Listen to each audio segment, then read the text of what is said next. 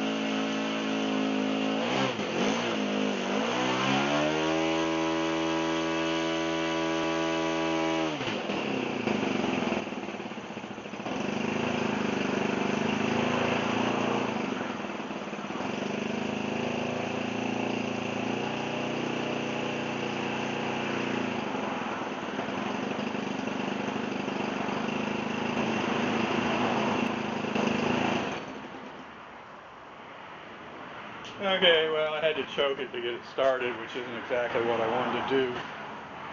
I'm going to try it in a little bit and see if it'll start up without choking. And I think we've just about got the Cessna done. There's only just two details on the cowling that I need to do, minor things. One is to paint red this little part right here and to put a block the wind on this, the air on this, so we get more airflow on the other side. Other than that, it's all done. I just put the cowl on, make sure everything fits right. Put the spinner on, make sure it fits right. I wish the spinner was red or black, but it only came in white. Well, there's a couple of details.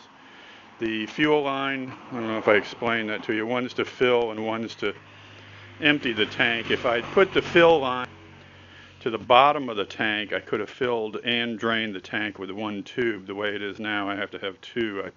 I drain it through the pickup to the carburetor.